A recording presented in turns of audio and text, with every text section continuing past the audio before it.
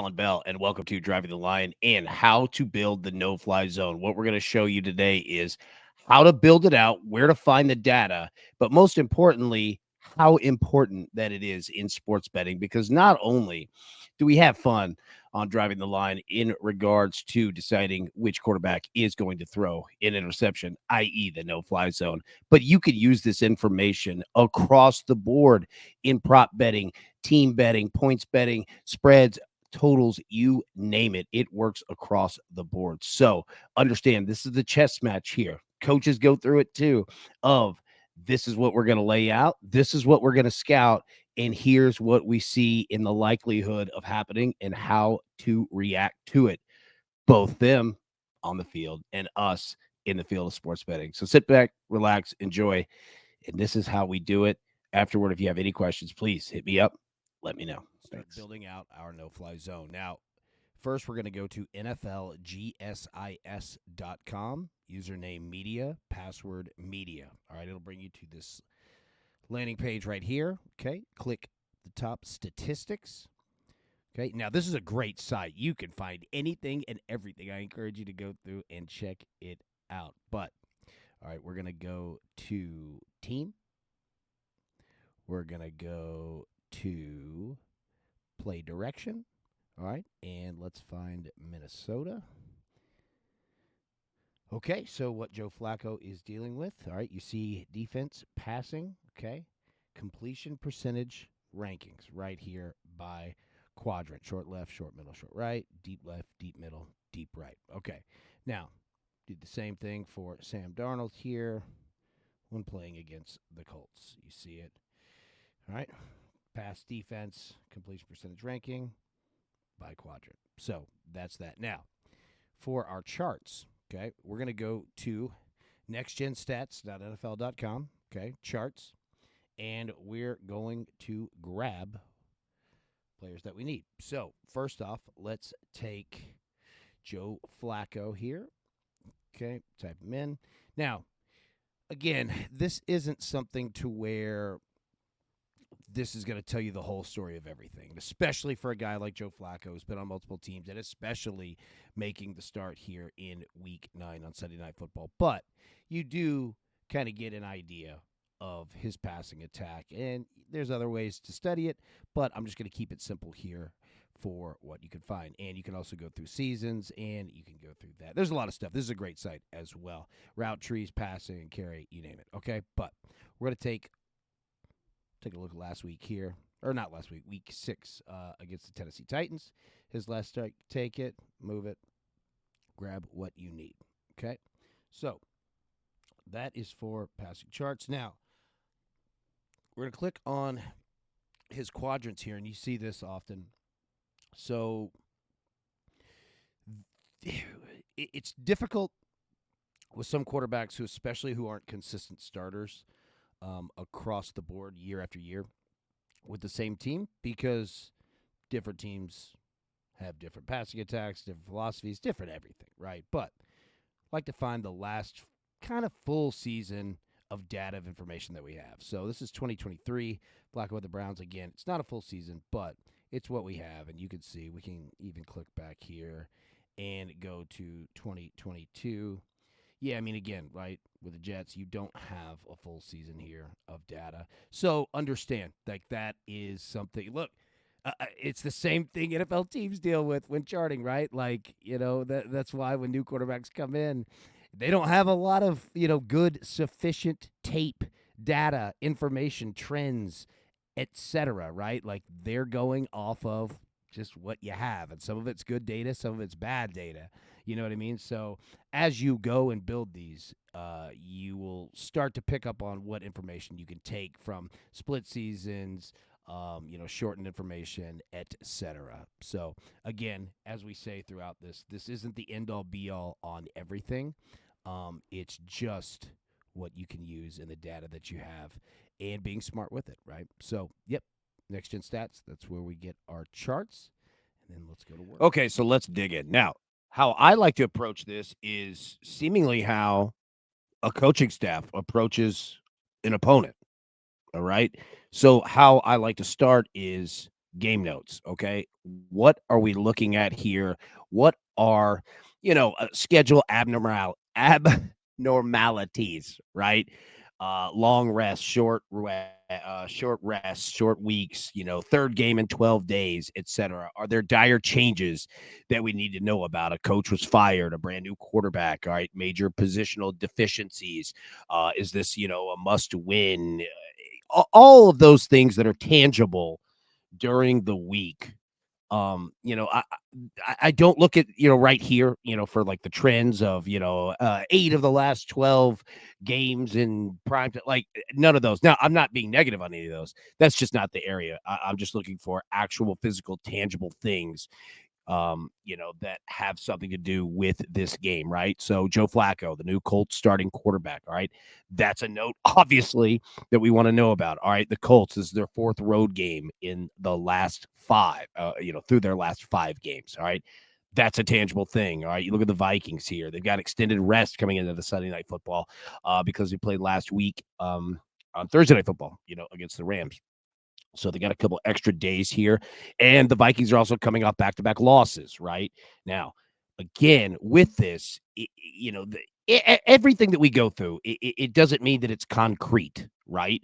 It's just information that we have, and we use it to the best of our ability. But here's the chess game, all right? And this is the same thing that college coaches deal with, NFL coaches deal with, right? Like, you could scout and break out and break down the perfect matchup of this game of both teams.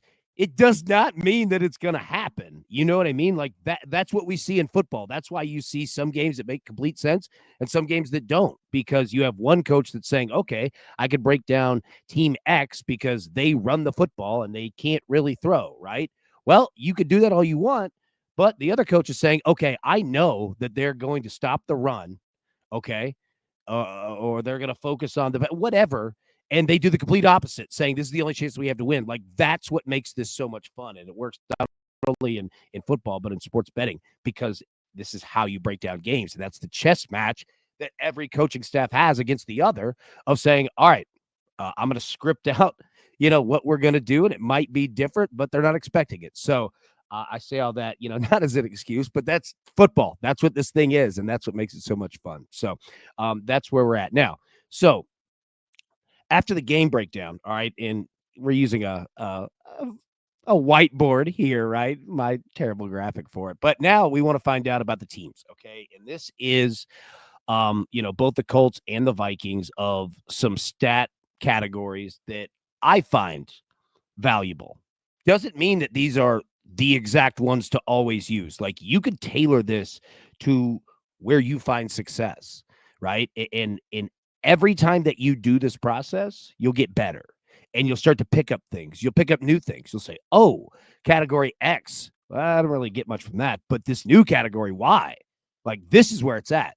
And tell me about it, because I'd like to know too. Like it is a collaborative effort. You know what I mean? So it's scouting, dude, and you get better as you go and you pick up on things and tendencies from your breakdown. So we'll go through this right here, okay, and what they mean, because it'll come into play here in a minute. So points per game, all right, Colts 21.9, Vikings 26.9. And you'll see in green, that's basically if you're top 10, top 11 in the NFL. Red, bottom 10, roughly.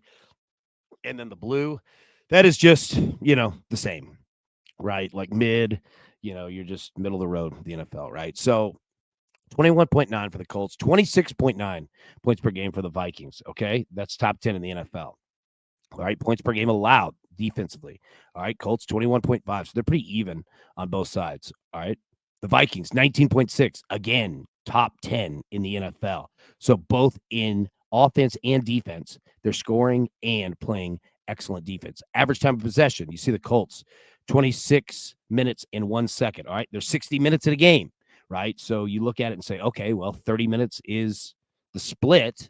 Right. Where are we at? Well, 26 minutes and 1 second. That's the worst in the NFL, 32. All right, the Vikings, 28 minutes, 54 seconds. At top 15, right? Solid. Now, passing offense rank in the NFL. This is by yardage, okay? Let me go through these and then explain a little bit about it. So 21st for the Colts. All right. Vikings, 17th. All right. All right. Pass defense, Colts, 24th. Look at the Vikings, 30th. But what I meant by that qualifier a second ago was that this doesn't necessarily mean that the Vikings pass defense, their secondary, is 30th in the NFL. Like they're that bad. All right. The Vikings this season have played with a lead, a large lead, a lot of times. All right. What do defenses do when you play with a large lead? All right. You jump into a prevent defense because if you're up 2-3 scores, all right, throughout the entire fourth quarter, you don't care about giving up 10, 15-yard passes. All right. You actually want the other team to do that because their most valuable asset is time, the clock. All right. It's running out and you're helping them do that. You know what I mean? So when you look at these rankings, they're not all built the same. So I don't want you to look at it and think, oh, well, it's the 30th, it's the what is that? The third worst in the NFL. It doesn't necessarily mean that. It's just yardage, but we do need a basis to go by. All right. Rushing offense rank, Colts 11th. Pretty darn good. All right. Rushing offense of the Vikings 22nd. Yeah, not great. Now look at the rush defense. Colts 30th. All right. Vikings 3rd. That Vikings rush defense is for real. So when you look at these stats, okay, and again, this isn't the end all be all for everything, okay? It's just information that we have and using it to our advantage, how to scout, how we think that this game is going to go, okay? So by just looking at this here, all right, you think to yourself, all right, the Vikings are a better team. They have the ball on average longer every game than the Colts do. So they generally have more offensive plays. They have more offensive drives than their opponents, meaning you have a shot at better props. And again, once you bring in the prop numbers on this, yeah, the books are using this information too, right? So you've got to be careful. It doesn't, it's not always equal. But again, it's just information that we're using, right? But on average, we look at this and say, okay, the Vikings are likely going to have more possessions. They're going to have more plays offensively ran in the game. How can we use that to our advantage? And if they're playing with a lead, yeah, the Colts have a great rushing offense. All right. But Vikings have top 3 rushing defense. So it's going to be stout that we believe. And if the Vikings are playing with a lead, right, the longer the game goes and the further down the Colts, could possibly be in the game, then that running game is gone, right? So then they're going to go way more percentage-wise pass to run. So hopefully that makes sense, all right? And we'll get back to this information, excuse me, here in just a minute. But now we've gone through how to build and really how to find our no-fly zone data. So let's jump into it, okay? So Joe Flacco here. All right. So this is week 6 against the Titans. And again, understand this is this is also the difficult part, bringing in a new quarterback. Okay. It changes things. But on average, okay, this is what Joe Flacco's offense tends to look like. All right. 10 yards it in, specifically 5 yards in. And he tries not to throw across the middle. He's a veteran. He understands that's where your trouble areas are. We talk about it every time. The no-fly zone. Middle of the field is always trouble, and that's for any quarterback, right? That is where you can get into trouble. So take a look, all right? You've got a scattered passing chart that generally flows left to right. It's a short passing attack offense using the run game. Now, look at the Vikings secondary. We spoke about, they're 30th in the league in passing yards. Yeah, but again, take into context, all right? That's why you always see, like, the linebacker who has the most tackles in the league is usually on a bad team because their defense is always on the field. You know what I mean? So their secondary, short left, 12th, short mid, 13th, short right, 12th, deep left, ranked 9th, 24th deep mid, 22nd deep right. It's not a bad secondary, and especially short. So the Vikings align going back to what we're looking at here, okay? Short passing attack, okay? Their secondary is pretty darn good. It's stopping that, the short passing attack. Their defense, specifically their run defense, is tremendous at doing that. So the Colts are going to find themselves in trouble unless they kind of get creative here, and especially if Minnesota gets out to a lead. So now, using this information, like this is where experience doing this and doing it multiple times over and over, every time you get the opportunity, you'll get better and you'll start to understand, tendencies and correlations in regards to what these things mean when a team can stop the run. What does it force a team to do, right? Quarterback rushes, getting creative, using a short passing attack as a de facto run game. I mean, we could go through all of it, but I want to keep this thing simple just here at the beginning. So that's what you're looking at. All right. What the Colts do well. All right. The Vikings defense does well at stopping it. Okay. So let's jump over to the next slide here. So you look at Flacco's quadrants here. All right. Again, look, deep left, deep right. That's going to be trouble. Okay. Not saying he can't complete passes out there, but it will be trouble because it's usually trouble for almost everybody. Now, look at Flacco. He's good across the middle, deep. But intermediate is where he can get in trouble. Why? Because he can get flushed out of the pocket. Okay. And when you do, I mean, look at Aaron Rodgers. Like, you generally don't throw full mechanics, right? Might throw off a back foot. You might make a hastily made decision to throw, not seeing a safety lurking. So we see that. Then short right again. He generally throws short left. All right. That's why you see a 92.8 average compared to the league being an 89.2. Like, Flacco does that well, but not to the right. It's not as good as it is to the left. And then that line of scrimmage. All right. So we just spoke about. So the things that Indianapolis might have to get creative at doing aren't strengths really for Flacco or this team. Like, remember these, right? Like, that's kind of what in your head you want to be comparing. So we go to Flacco here, potential game scripts. All right. Prepare for D-line pressure. This Vikings defensive front is one of, if not the best in the NFL. They can run 40 tackles out there to stop your run. They can run 4 defensive ends out there in a NASCAR package to completely rush you and not give you any time at all, especially for an older, not as mobile quarterback as Flacco. That's trouble. All right. So what do you do as an offense? All right. To get around that? Well, Flacco's a veteran, man. And the best, strongest weapon that anybody has is their mind. All right. And being a veteran and having been in this league for so long, you're not going to throw anything at Joe Flacco that he's never seen before, right? Doesn't mean he can handle it all, but you're not going to trick him. But he could trick you up, man. So you're going to see heavy sets from the Colts on Sunday night. You're going to see tight ends. You're going to see running backs out there. You're going to see 21 personnel, right? You're going to see 12 personnel. You're going to see a lot of different things that are designed to not only chip at the line of scrimmage from rushers, but also to give full blocking compliments from running backs to protect Flacco, to get that extra second and not get him crushed by D ends and D tackles. You're also going to see pre-snap motion. All right, what that does, and when we say pre-snap motion, what we mean is when the team comes to the line of scrimmage, all right, the quarterback's in shotgun, and he's looking around, right? And, then you see a wide receiver come into motion, or you see a tight end come into motion, go from the left side to the right side. All right. That is the quarterback looking and saying, okay, let me find the star. Let me find, where the rush is coming from. All right. Let's adjust. Let's move a wide receiver around. Essentially, you're doing it to see where the defense is. Do they move with your alignment? Do they stay the same? Right. Like, that's the chess game, right? Like, sometimes they do, sometimes they don't. The 49ers use pre-snap motion on almost every play. They use it all the time because it helps Brock Purdy find where the blitz is. If you're good with it and smart with it, which Flacco is, it can definitely come into play. All right, safe but aggressive. All right, again, go back to the chart. All right, so we see.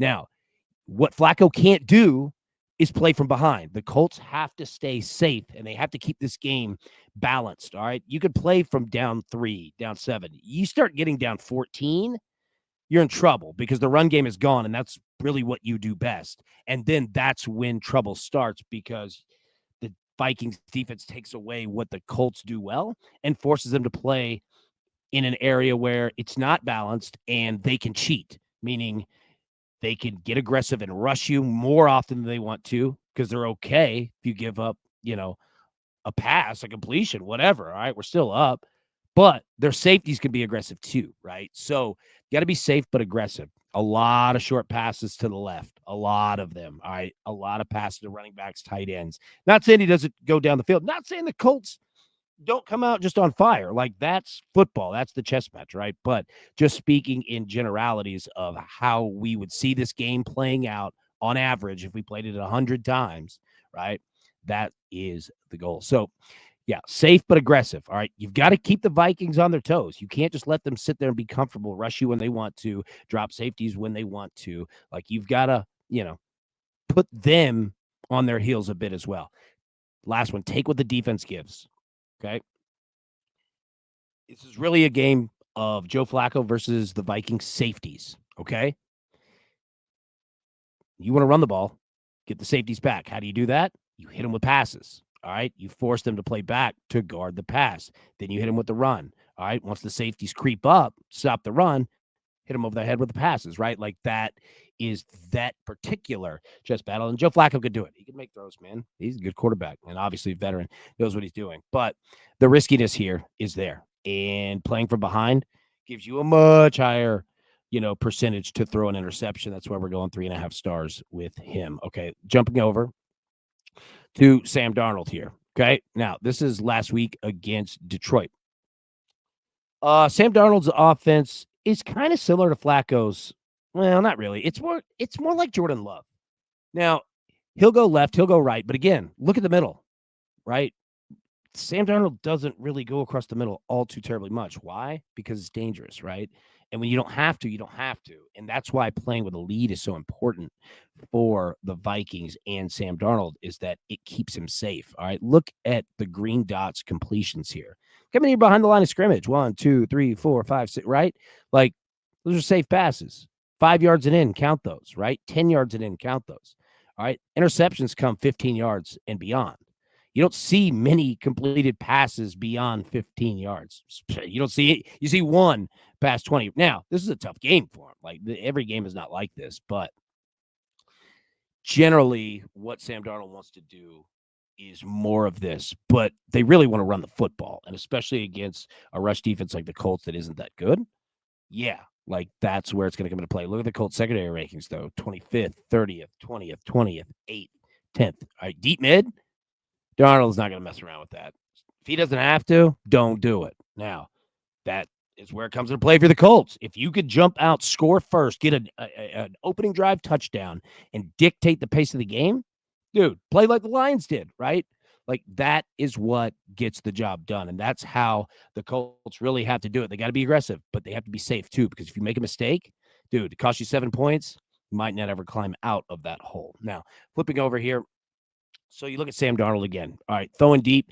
Not saying he won't throw deep. He absolutely will, especially if they play with a lead. He'll take calculated shots because he's got the wide receivers to do it, and he can hurt you with those dudes, right? So that's going to happen. But for the most part, man, like, Darnold is going to be um running a safe offense. All right, run first offense. If they get the run going and play with a lead, dude, his props might be all bad to play on overs because they might just not need the pass, like, just based on the general makeup breakdown of this game. Okay. So we jump over to his game scripts here. All right. Points per drive efficiency, right? So what Aaron Rodgers and the Packers used to do, they didn't score a touchdown on every drive, but they at least got 3. And that's how they beat teams, is that they just took time away from you, man, because they kept scoring and kept scoring and kept scoring. That you were down 3, then you're down 10, then you're down 13, then you're down 20. And it's over. You don't have enough time, man, because they take time off the clock while doing that as well. Like number 2 here says, run the ball, control the clock. All right. You're playing with a lead, run the football, be safe, limit any possible big turnovers, big plays, anything that gets the Colts back in the game. You lull them to death, man. Like, that's what you want to do. All right. Create chaos with balance. All right. So if the Vikings play the lead, running the football 55% of the time, passing 45% of the time that are 5 yards and in, buddy, and they're scoring, at least a field goal, touchdowns too. Like, it's tough to beat a team doing that. And that's what the Vikings have done, before this 2-game skid, is that they just didn't give you chances, man. And then the minute that you were kind of lulled on 3-yard gain, 4-yard gain, 4-yard gain, 61-yard pass completion touchdown, right? Because Darnold could do that. That's where, all right, the last one, put the safeties in no man's land. Same deal we were talking about with Flacco, right? So you put the safeties in no man's land. Are you coming up to stop the run?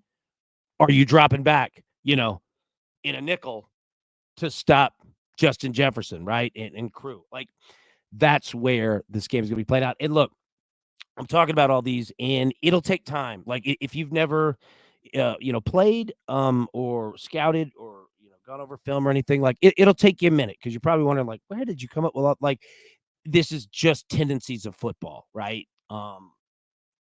You'll get it. Like just keep going. You know what I mean? You'll start to see, but all of this an interception rating of 3 out of 5. You can still throw one because I'm not saying that the Colts can't win this game. It's the NFL, dude. Like anybody can win at any time. So I say all that to say, here's where we go. So this is where the no-fly zone comes into play the most. Is that it looks like it's just quarterbacks, and yeah, we have fun with the interceptions, but it's everything. All right, think about it. Quarterbacks dictate the game. Like they are in on every play. All right. So you think about it, in football, man, like you've got what, 8 drives apiece, something. They all have to end somehow. Touchdown, field goal, interception, fumble, punt. Like every drive has to end. So you use that to say, okay, which team's going to have more, drives, plays, opportunities. So if we just go off of how we think that this game on average would go, pass attempts would be up for the Colts, be less for the Vikings. Okay. Playing with a lead, you run the football more, et cetera. You're not afraid to kick field goals, punt, play field position, blah, blah, blah. All right. Completions and receptions, more for the Colts. All right. If the run game is taken away from them because they're playing from behind, they're going to throw more. So you're going to look at potentially more completions, potentially more receptions for wide receivers, tight ends, running backs. All right. Again, this also correlates with the books, right? Because they're using this number 2. So you've got to look, what is a good number for each individual player. Doesn't mean it's just always going to be more than what the numbers listed there because that's how the books make their money. All right. For the Vikings, the same because they could, have long sustained drives and they could have just lots of short passes, right? Very easy 5-yard hitches, running back screens, right? So I list same there. All right. Pass yards, receiving yards. Generally, we saw that, with the pass, defense for the Vikings set 30th because they're generally playing with the lead. So opposing quarterbacks, running backs, receivers in the air throughout the game, especially in the second half, fourth quarter, didn't have more because the Vikings just running the football, trying to run clock. The other team is throwing. So potentially more for the Colts, potentially less for the Vikings, okay? Deep pass attempts, receptions, both for the quarterback and wide receivers, tight ends, running backs. Same for the Colts, all right, because, yeah, they could take their shots, but that could be trouble if you're making risky throws, right? But for the Vikings, and why I put more is this.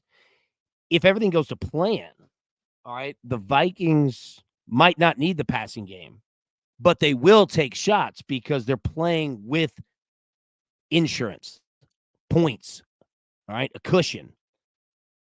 That like you want to take more shots, like a couple more and have some fun with it, right? Because if you're connecting those, dude, you're just driving the stake in the heart of the other team, right? So that's why I like, a team that is quote unquote potentially going to play with a lead. It can be tough to get pass attempts, hit those props. But the prop plays that only need one, longest completion, longest reception. Yeah, I like those, especially with big time wide receivers and a quarterback who can hit them and should have a clean pocket. All right, and going through it again, short passing attempts, receptions. Again, this is quantity, not quality. Um, yeah, I mean, the Colts could have way more because they could be throwing a whole lot more in this game. Their pass to run ratio could be way higher than what Minnesota's is. Could be. Minnesota about the same. Again, short passing attempts. Like when you're just running clock and you're feeling it, like you'll hit those 5 yards and in passes because they're safe, right? So it doesn't necessarily mean fewer. Playing from behind, way more of a chance that the Indianapolis is than Minnesota. Okay, turnover by risk necessity. Again, you ever see a team that's down third quarter, fourth quarter, running out of time? All right. Start to make riskier plays, riskier passes, right? That's when interceptions and turnovers and fumbles, et cetera, come. So that right there is whiteboarding. Just an idea, again, of taking all this information and saying, all right, how do I apply this to every player that we could bet on? Quarterbacks, running backs, wide receivers, tight ends, defenses, punting, field goal, et cetera, all of that, right? And then finally here, all right, potentially correlated prop picks going off of what we just did. Colts, pass attempts up, completions could be up, interceptions could be up, fumbles could be way up, especially with an older quarterback and a defensive front that is already nasty. And then if you give them a lead, they're disgustingly nasty. All right, wide receiver reception props be up, running back reception props and running back receiving yard props could be up. Vikings, rush attempts from more than one running back for the quarterback, right? Rushing touchdowns, longest completion. We just spoke about it. Longest reception for wide receiver, tight end, running back, whatever. All right, they'll take their shots. QB rush tips, we just said it, and defensive sacks. All right. Those are the areas that you could find correlated. And now this is why I hope that it makes sense that the no-fly zone, you could you could chart out the whole game and every single prop and positional prop that you want to just by doing this. And I'm not saying that you have to go through all of this information every single time. Like, mess around with it. Start simple. Okay. This is what I do. But it took me I've done Snow Fly Zone for years now, right? It's taken time to kind of build this thing out. But I just wanted to show you exactly how I go about it and the things that make sense to me.